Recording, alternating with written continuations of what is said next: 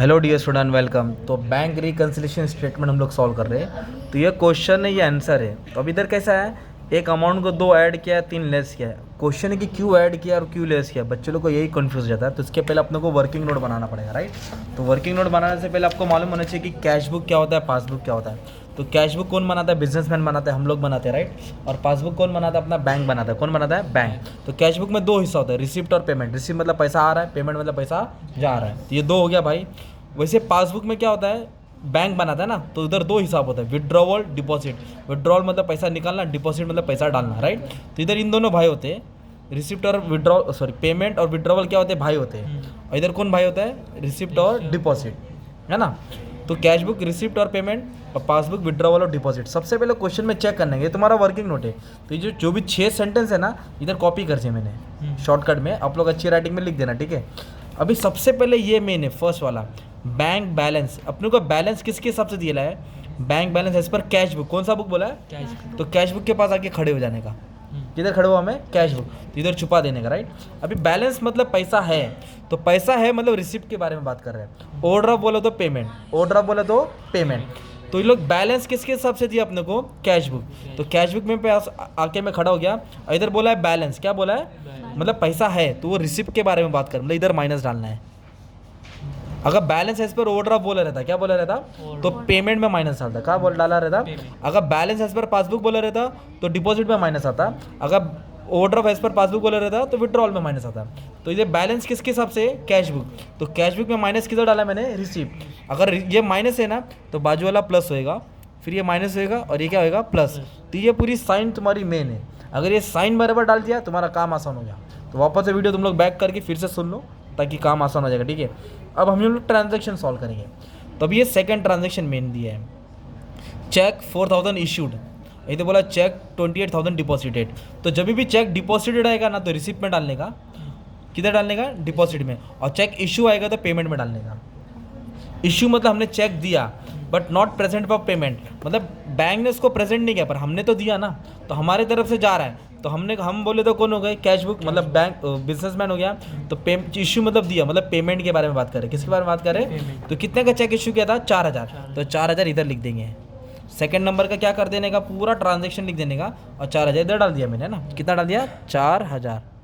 तो वैसे ही अगर मैं फोर्थ वाला ट्राई करता हूँ, चेक डिपॉजिटेड। क्या बोला है? तो चेक डिपॉजिट किया, मतलब पैसा आ रहा है, but not credited by bank. किसने क्रेडिट नहीं किया?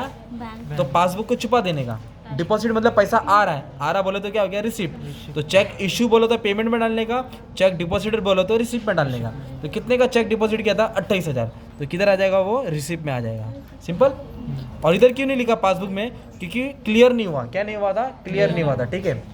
तो चेक इशू पेमेंट में आएगा, चेक डिपॉजिटेड रिसिप्ट में आएगा। ये दो चीज़ समझ गया। अब इसके बाद क्या बोला है? Third, bank debited bank charges. किसने डेबिट किया? बैंक। तो कैश बुक कौन बनाता है? बिजनेसमैन बनाता है, मतलब इसने नहीं डेबिट किया, बैंक ने डेबिट किया। बैंक का कौन सा बुक है? पासबुक। तो डेबिट बोलो तो विड्रॉवल में आएगा। किधर आएगा? इधर लिखा बैंक डेबिटेड। क्या लिखेंगे? Bank debited.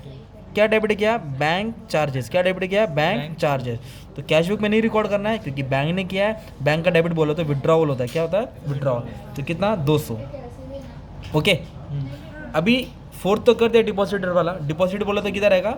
रिसिप्ट में आएगा। और इश्यू बोला तो पेमेंट में आएगा।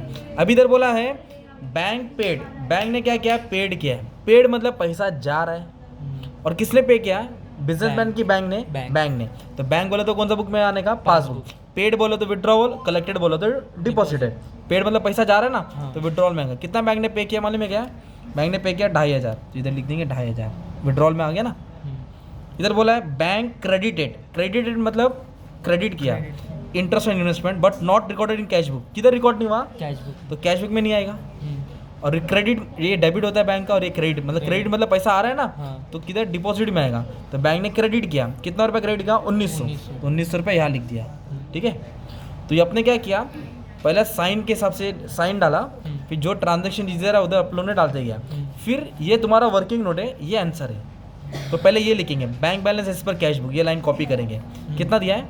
8600। इधर 8600 डाल देने का, राइट। तो अपने को बैलेंस किसके हिसाब से दिया है?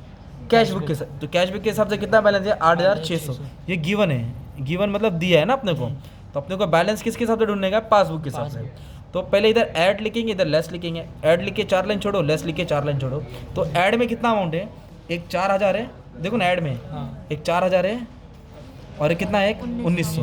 तो 4000 के नाम पे क्या है, चेक इशू, देखो ना चेक इशू 4000 आया ना इधर। और 1900 का आगे क्या है, बैंक क्रेडिटेड। तो लिख दिया ना इंटरेस्ट ऑन इन्वेस्टमेंट, ये लाइन पूरा कॉपी कर देने का ना। तो ये दोनों को ऐड करके इधर आ जाएगा, ये और ये ऐड करके कितना है, 14500।